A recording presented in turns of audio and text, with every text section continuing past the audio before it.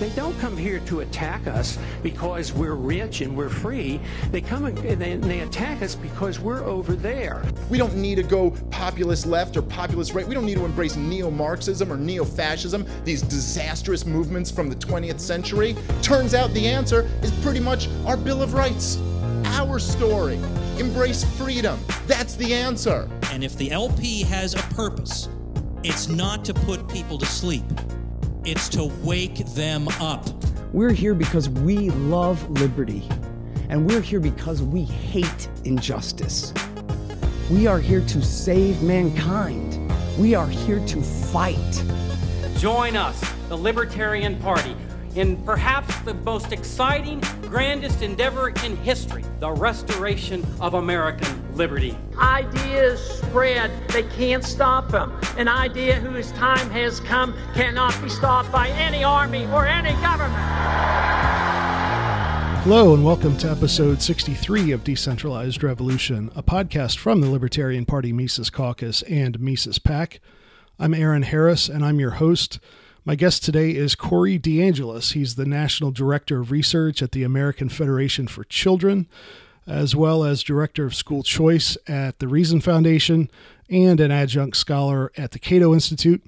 If you're familiar with him at all, you know he's great on Twitter. He's kind of a one-man watchdog operation when it comes to calling out the steady stream of bovine excrement that is always coming out from the teachers' unions and education bureaucrats through their press agents in the corporate media.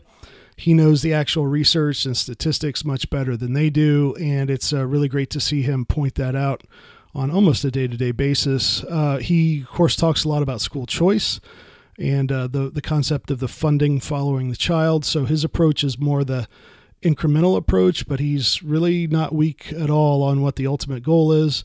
I do ask him about what I think is the sort of the strongest libertarian argument against school choice, which I think is the fear that government funding will bring, heavier government regulation into any place that accepts vouchers or credits or anything like that you want to call it, with the funding following the child. So you'll hear his answer to that as we get right into my talk with Corey DeAngelis. Corey DeAngelis, welcome to the podcast. Hey, thank you so much for having me. It's my pleasure to have you on. A lot of people have asked that you be on. Your tweets get shared a lot by me on the Mises Caucus Facebook page, as long as we still have it. Our group just got suspended today or last night.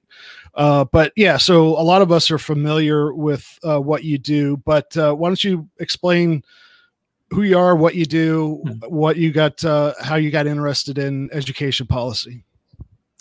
Yeah, name's Corey DeAngelis, and my primary affiliation is with the American Federation for Children, a school choice advocacy group, and I'm the National Director of Research there.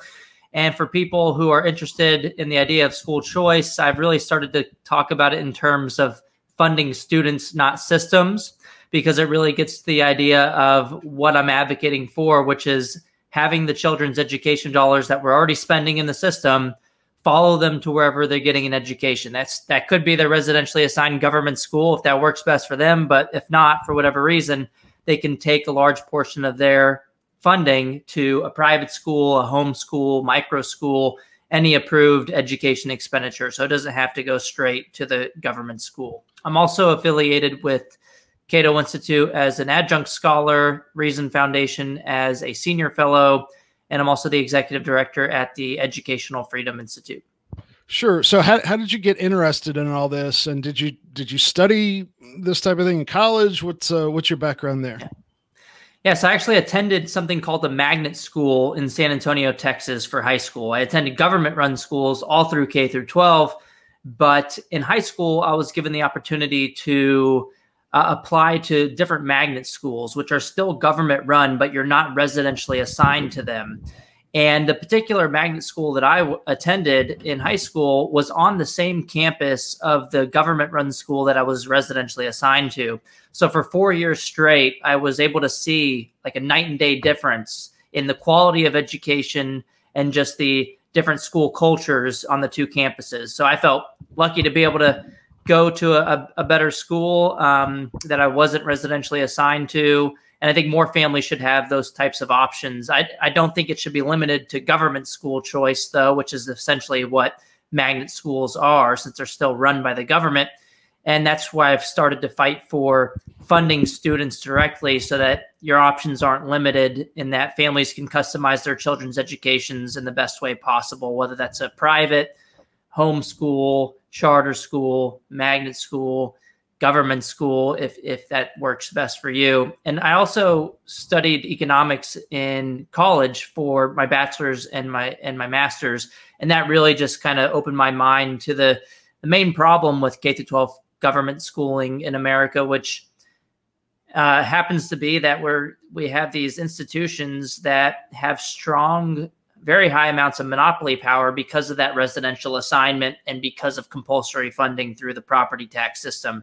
They get your money regardless. And if you want something, if you want another alternative, you either have to buy another house or, move to another neighborhood that's residentially assigned to a better school, or you have to pay out of pocket, essentially paying twice, once through the property tax system and again out of pocket for private school tuition and fees. So that really kind of opened my mind to the main problem. I've started to put it in different terms instead of just calling it monopoly. It's something I think of as just a messed up set of incentives that are baked into the public school system. There's a huge power imbalance between the public school teachers union monopoly and individual families, again, because they can do whatever they want. And as we've seen over the past year and a half, it's gotten so bad that they didn't even have to provide the services. They kept their doors closed, and they actually fought to keep their doors closed for as long as possible in order to achieve more extortion from the taxpayers so they can use that additional taxpayer money as an argument or the closure of the schools as an argument to extort more money from the taxpayers in order to reopen the schools. Whereas the private schools fought to reopen over the past year and a half because they had an incentive to cater to the needs of their families. And one more thing, I know I'm going long on this introductory question, but after I did my bachelor's and master's in economics, I went out to the University of Arkansas to do my PhD at a department called the Department of Education Reform, where my two main advisors there were big school choice researchers. So I really got into this conversation mostly with my research on school choice programs on the ground in Milwaukee and other locations as well. I looked at things like how they reduced criminal activity and other types of outcomes, such as improving mental health as well. Okay. Let's go back and get a little bit of history. I was talking to Patrick Newman a couple episodes ago. Thomas Jefferson came up, and how Thomas, he is who he is, and he's great. But once in a while he'll say something kind of weird. And I think like he, toward the end of his life, was talking about government getting involved in education. I believe I don't know the specifics of what he proposed, but a lot of those, like Thomas Paine, I think kind of did that. So a lot of guys who were, obviously very libertarian had this thing about education. But it was a long time after that, I think, before kind of the state got involved. So give us a quick sketch of how, over the last couple hundred years, how we arrived at what you and I have known throughout our lifetimes. Yeah, so the history of school choice and the voucher type of idea, it was talked about by Thomas Paine and On the Rights of Man, and also John Stuart Mill in Chapter 3 of On Liberty.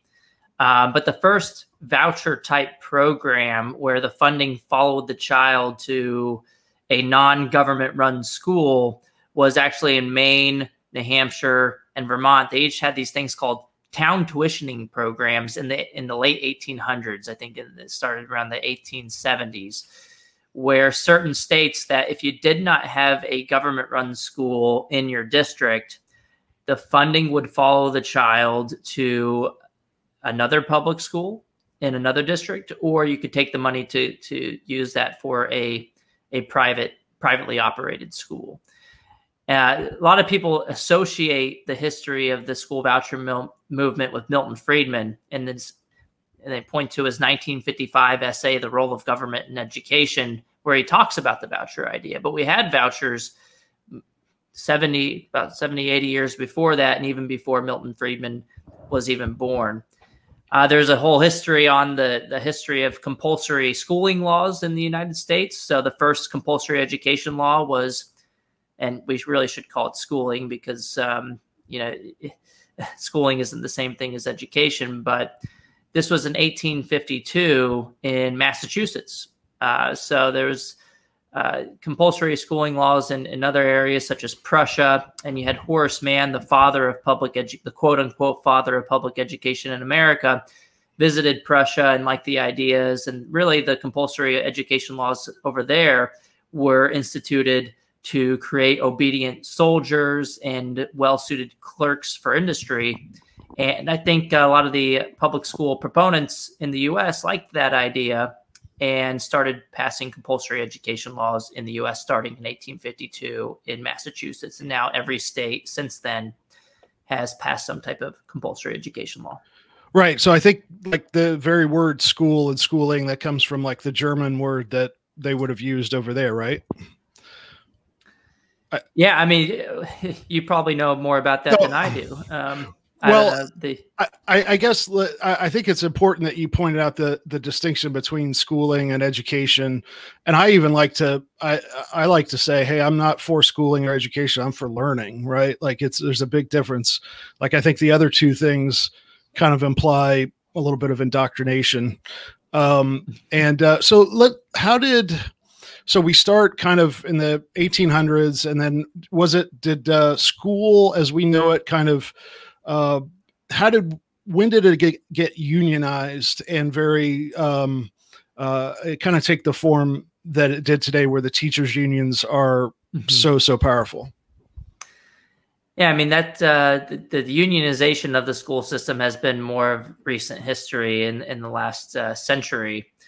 And we didn't even have a Department of Education, before 1970, in the 70s. I think it was a Carter administration, 1980s maybe.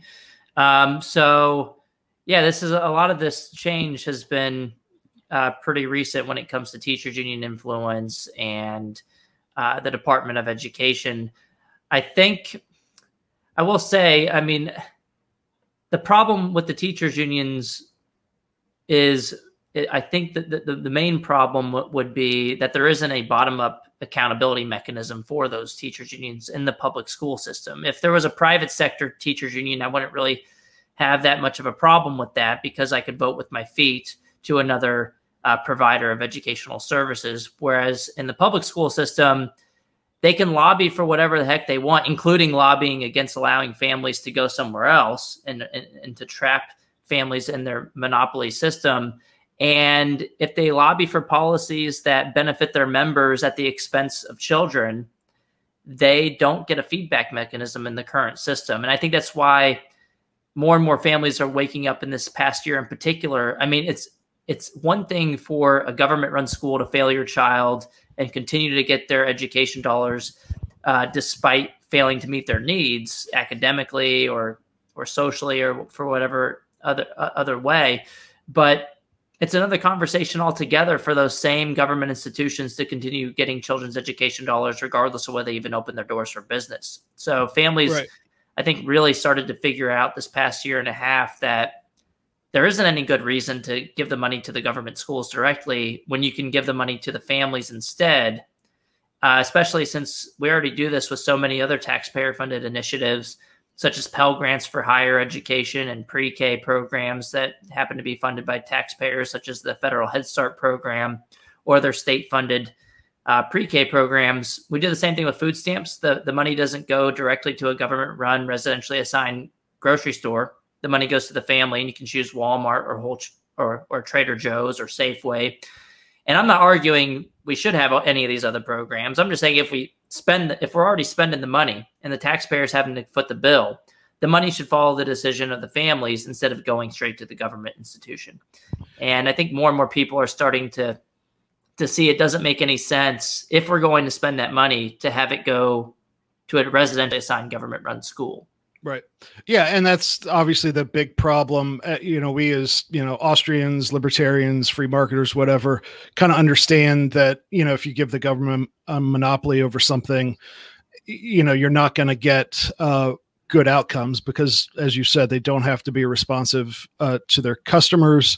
Their customers are not the ones who decide their funding. It's all messed up, all the bad incentives. So what, though, is there any debate in the education field over what kind of outcomes the public school system has been producing over the last 30, 40 years? Yeah, I mean, if you look at how much more money we've poured into the system, we've put a lot more inputs into the system. So since 1960, after adjusting for inflation, we've increased per pupil education expenditures by about 287%. That's after adjusting for inflation. We've nearly quadrupled the amount that we spend in the public school system. And it's increased every decade as well. So we consistently throw more and more money at the problem, but the outcomes in terms of academic outcomes as measured by math and reading test scores have been pretty consistently flat. So we get about the same results for a lot more money.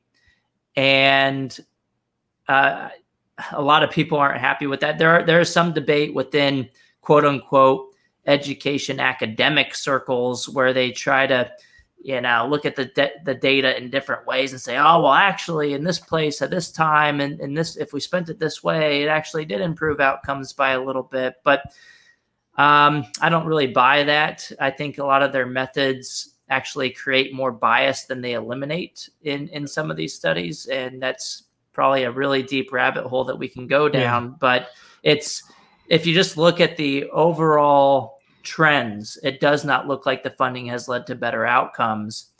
And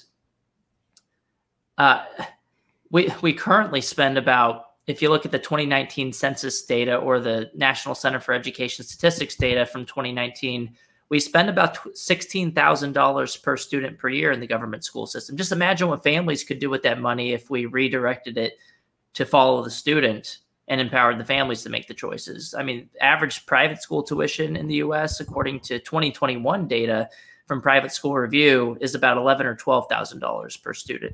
Right.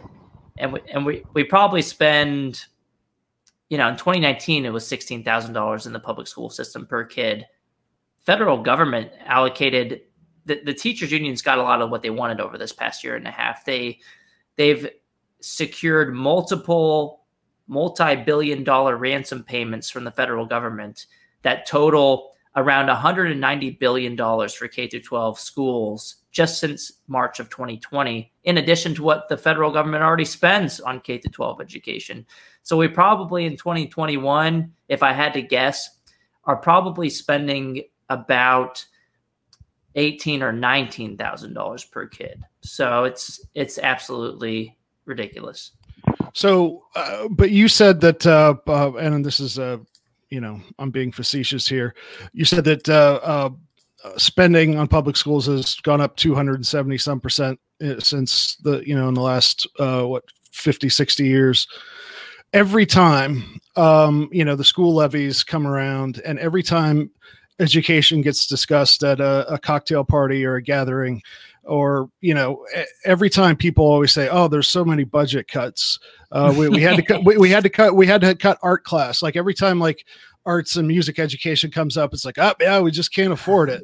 So where is this, even during the so-called Reagan years, I don't think education spending went down much, if at all, anywhere. So where does this myth keep coming from, and where is all that, if all that extra money is not going into better outcomes? And I think we know the answer, but I want to hear you explain it. Where's all that extra money going? Yeah, so we hear this myth over and over again because it's perpetuated by the special interests that want to keep the system the way that it is and just getting more money for having a monopoly. So the teachers unions repeat this lie over and over again. The mainstream media repeats it, including in 2019, I had two major publications fix a lie, a straight up lie, and false statement about education funding and their trends. The first one was in the Washington Post by a dean of the Curry School of Education at the University of Virginia. His name is Robert Pianta.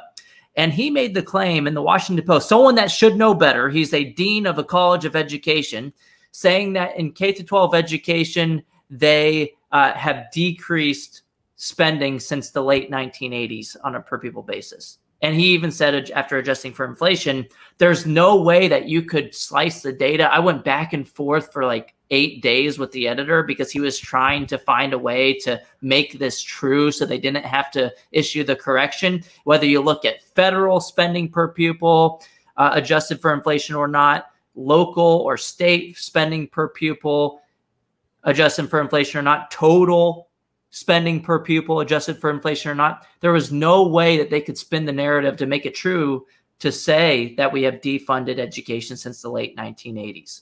It's gone up each and every decade since then. And they had to issue 8 days later an embarrassing correction. And the whole point of the article, the headline was something like, we should do this one thing that we've never tried before in education, which was we've never tried to increase funding. It just demolished the entire point of the article, and they didn't retract it. They issued an embarrassing correction that destroyed their premise. And they really should have just taken the article down, but of course they're not going to do that. And then the second one that year in late 2019 was at the Philadelphia Inquirer. They repeated the same argument. I gave them all the data from Pennsylvania, nationwide, Philly. There was no way they could make the claim that we've decreased education funding over the last few decades. So they did another embarrassing correction. They just changed their story. They said something like, instead of saying we've cut education funding, they changed it to like, well, we didn't increase it by enough. So they still kept their narrative anyway. And that really just goes to show you it's about the narrative, not about the facts when it comes to a lot of people in the mainstream media. But to get to your more important question, Aaron, where's the money going? It's going towards additional people in the system, which is great for the teachers union bosses and just the union in general.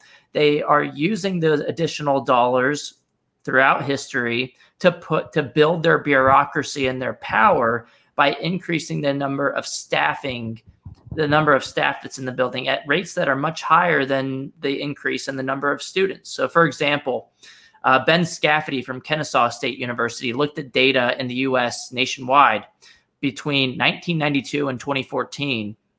He found that inflation-adjusted per pupil education expenditures in the public school system increased by 27%, but real teacher salaries, after adjusting for inflation, they actually dropped by 2%.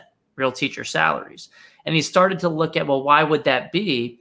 And he started to see that the administrative bloat and staffing surges were just through the roof. Like they started putting all of this support staff into the schools at rates that were, I want to say, about 7 to 10 times the rate of the increase in students. So they're getting a few more customers, but they're putting more and more employees into the system, which goes to show you this is more of a jobs program designed for adults than it is about educating children. And Education Next had a similar analysis between 2000 and 2017, and they found that the percent of kids in the system increased by about 7%. The percent of teachers in the system increased by about 8%, but the percent of administrative staff increased by about 80 or 90%. So they're just putting more people into the buildings. And if you look, and this isn't just historically, this is going forward from here as well. We got all this additional, or the unions got all this additional money this past year. Randy Weingarten, the president of the American Federation of Teachers, just bragged in a tweet yesterday, I want to say, that they're using the federal COVID relief funding for hiring more staff and more teachers. Everybody got pretty upset about that because they're like, you're giving the game away. You're admitting that this wasn't really about safety at all. It was just about hiring more dues paying members. And if you look at individual school districts such as Los Angeles, I looked at their budget. They are planning to have a 69% increase on a per pupil basis in spending since 2019 to 2022.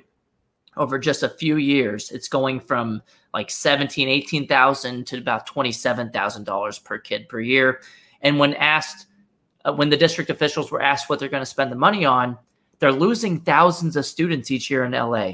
So there's a negative, they're losing customers, but they're planning on increasing the number of teachers by 8%, the number of custodial workers by 25%, and the number of psychological social workers in the schools by about 80%.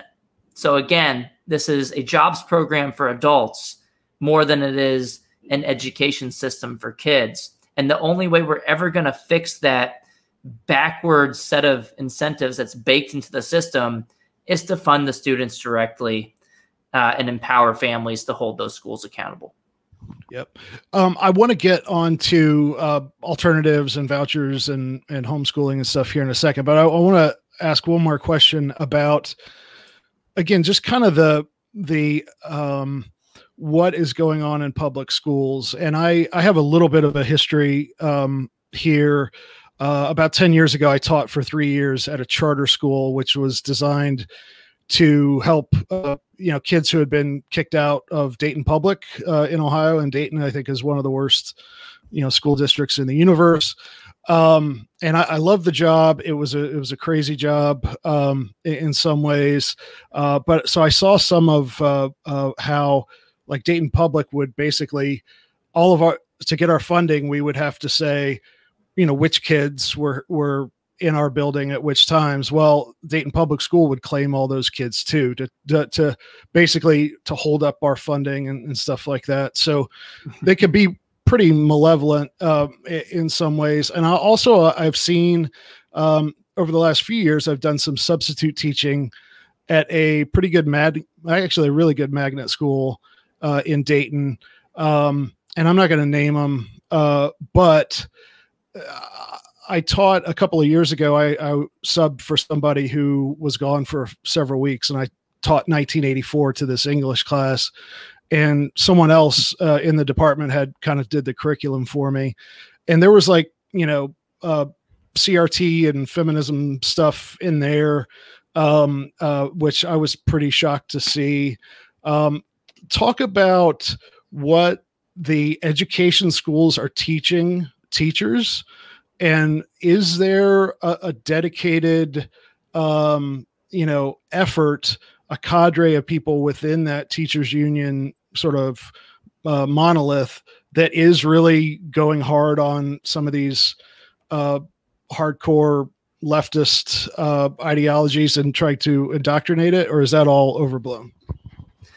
Yeah, I mean, it depends on the teacher, right? But if you look at what the teachers' unions at the national level are pushing, they're pushing to support things like critical race theory in K through 12 settings. I mean, if you look at the National Education Association's latest annual meeting where they vote on these proposals each year, they have about over 3 million members. It's the largest labor union period in the United States, the National Education Association.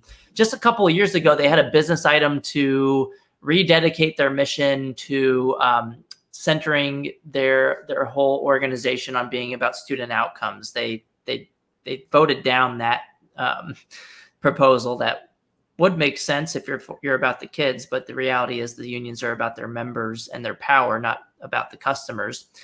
And just this past year, they voted on a resolution to get more critical race theory. They use that specific term in pre-K through college settings. So that includes all years of education. And when they were called out on that, I called them out on Twitter. I said, hey, look, you voted this down, but then you voted for this in 2021. Don't you have your priorities a little messed up? And they scrubbed their website. They used to post their business items online. They took them all down because it just showed their hypocrisy. And a lot of media outlets pounced on this and called them out on it as well.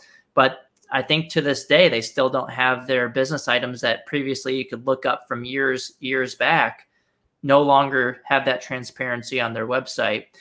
And a lot of families for all the bad that's happened with remote learning or remote instruction, whatever you want to call it, government schooling at home when the government schools closed for in-person instruction, this caused a lot of harm with academic outcomes, mental, social health outcomes, and then also physical outcomes as well. But the silver lining is that families got to see what was going on in the classroom that they hadn't seen before. They started, they had their kids at the table, and then they started saying, what did you just say to my kid? What are you teaching them? And it really just turned on a light bulb and really started to fuel a fire. So for so many parents over this past year, that they don't want political indoctrination in the classroom, whether that has to do with sex education or critical race theory, or if it's just some type of politically biased curriculum. Families are pushing back in large numbers against that. They're doing it at their school board meetings. You see all the viral videos that are happening this past year.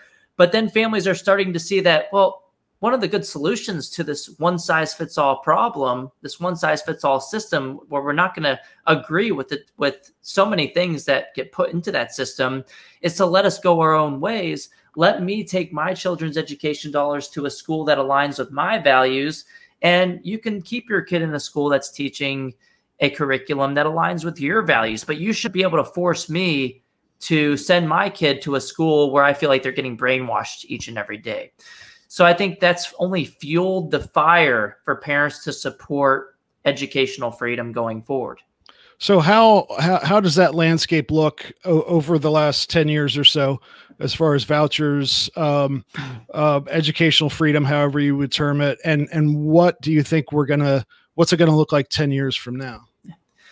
I'll call this year 2021 the year of school choice, or the year of that we fund students, not systems. And the great part about it is it's largely the teachers union's own doing. They've overplayed their hand and inadvertently done more to advance the concept of school choice this past year and a half than anyone could have ever imagined.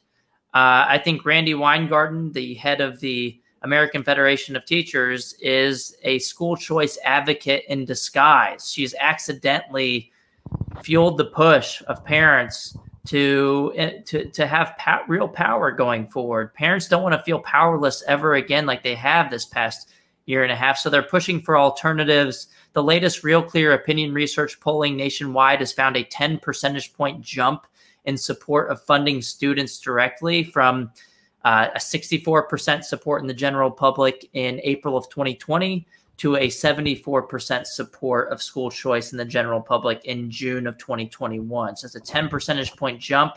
The biggest jumps were among families who had their kids in the public school system, because they started to really see that system for what it actually is. And look, the teachers unions have shown their true colors, and it's just glorious that they're actively working to destroy their own empire.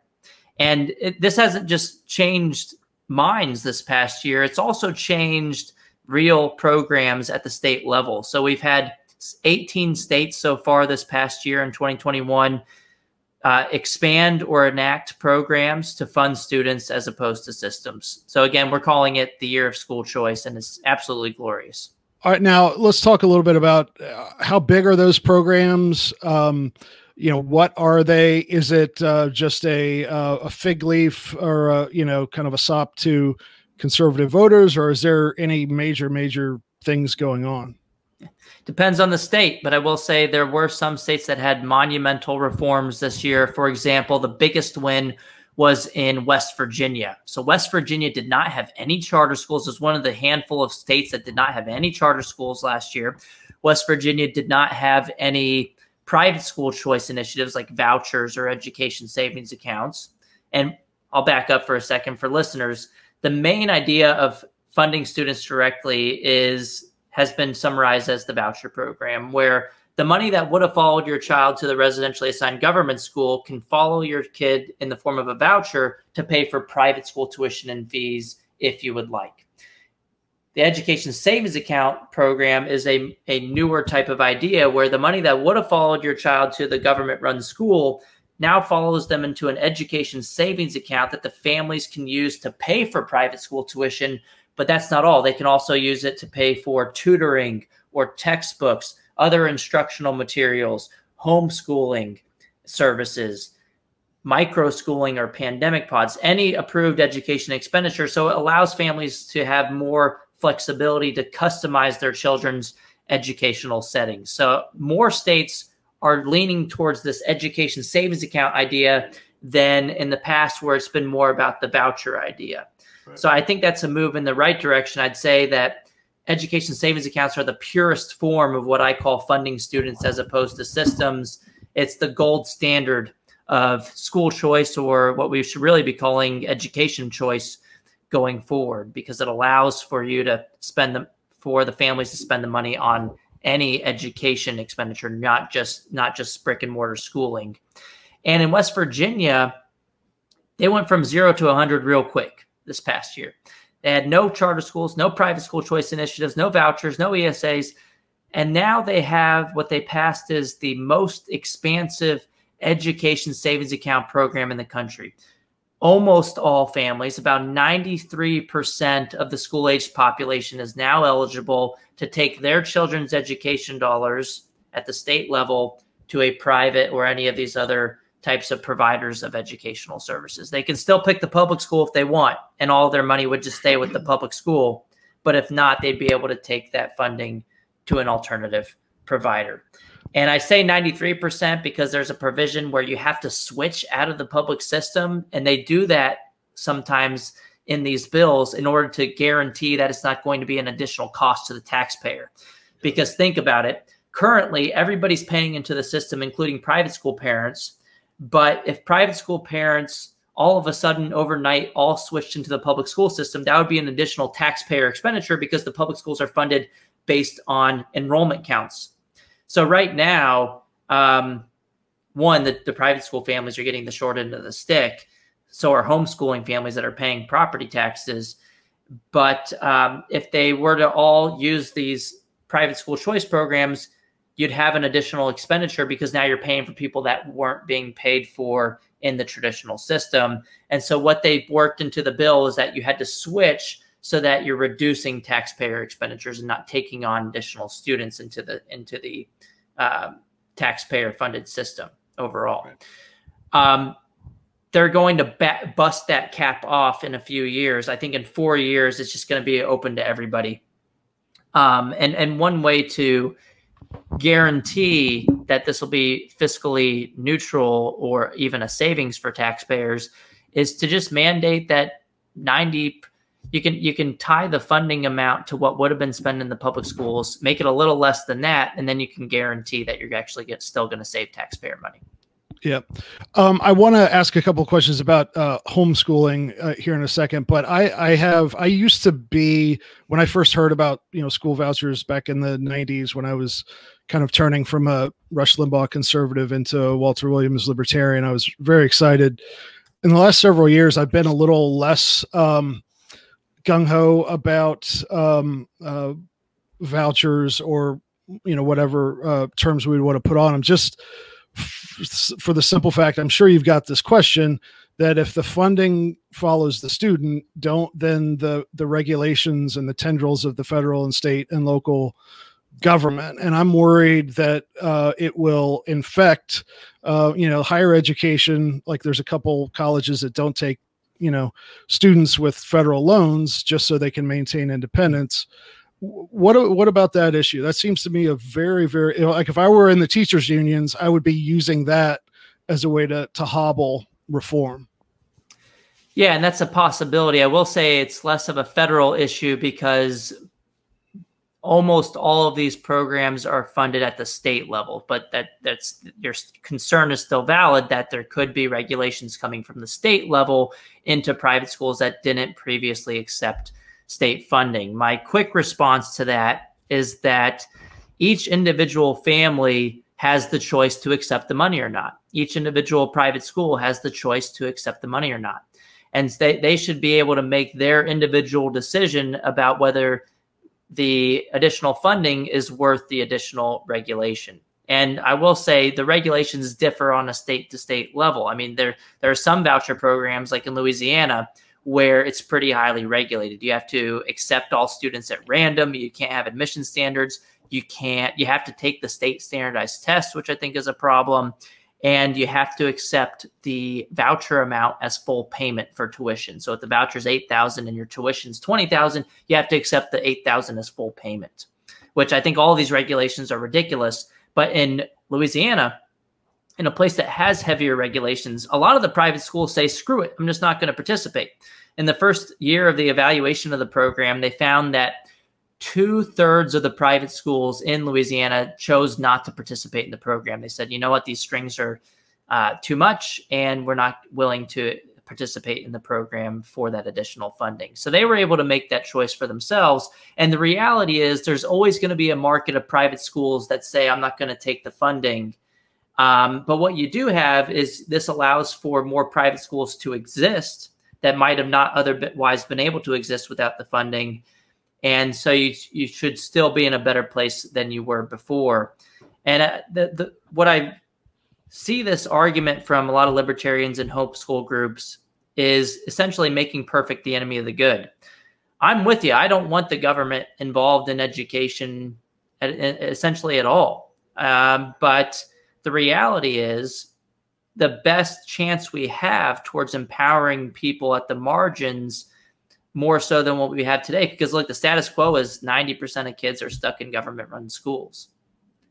I'd rather have that money go to families instead of going straight to government institutions so that they could take it to private providers. And the private providers don't have to accept the funding. And the families that want to stay away from government interference can say, you know what, that's not worth it to me. But as libertarians, we also shouldn't tell other families that they shouldn't be able to accept the funding. Right. The way that I've interacted with some people on this conversation is I always like to use analogies. And the best way that I can put it is to imagine a world where we have food stamps for everybody, and everybody, 100% of the population, must use these food stamps at government-run, residentially assigned grocery stores. That would be absolutely horrible. And just imagine we had another situation where the other option is you have food stamps funded for everybody, and everybody has the choice to take that funding to a private provider of groceries. I think most libertarians would, although wouldn't like either of the situations, would prefer the latter to the former. And that's how I see education reform, that it's not a perfect situation, but it's much better than the situation that we have today. Yeah. Let's talk about homeschooling. My sister homeschools my niece and nephew, and I just really admire the job she's done. What are the trends in homeschooling as far as how many people are doing it? And what are the trends as far as how states and or local and or federal governments are trying to regulate, ban it, stop it, curtail it? Yeah, so pre-pandemic, we had the best estimates suggested that nationwide we had about 2.5% to 3% of the school-age population formally homeschooling. So not enrolled in a private school or a public school or a charter school. You're formally homeschooling. The latest data from the U.S. Census Bureau's American Pulse survey that came out, I want to say about a month ago in 2021, suggests that at least 11% of households are now homeschooling at least one child, which would be around a doubling or a tripling of the homeschool population. And in the question they asked, they specified that they meant formally homeschooling. Other people had questions about this at first because they're like, well, are people confusing homeschooling with government schooling at home? And they made sure to include a note in the question to say, this is not, you are formally unenrolled from the public school or the private school setting. You are formally homeschooling and not government schooling at home. So I think people have voted with their feet over this past year, even without having a ton of school choice on the ground right now. Like, there's so many families that don't have the opportunity to take their children's education dollars to a homeschool setting at the moment. And we've already seen 1.5 million, according to the latest federal data this year, 1.5 million students leave the public school system. And that's without these recent wins that we saw this in 2021. And that's without having universal school choice in some places going forward. That's out of how many are in public schools? Yeah, it's about a 3% of the total. I think it's about 50 million kids in the public school system, 1.5 million of that. It's about 2 to 3% of the school age population has left the public school system this year.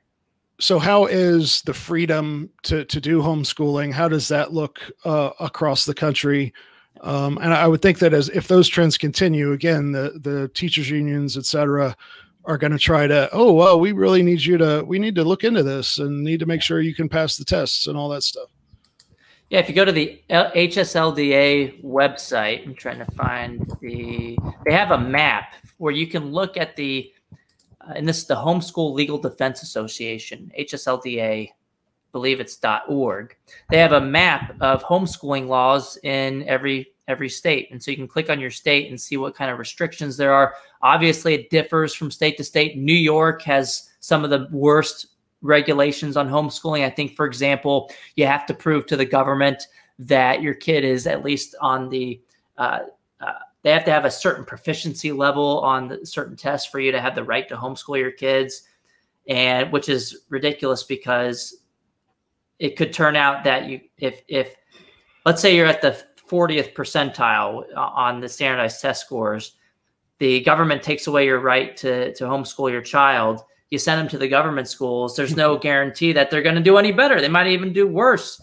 And so, yeah, it's this weird situation in New York where parents essentially don't have full rights to educate their children at home. But I think for most states, it's pretty lax on the regulatory side when it comes to homeschooling your kid.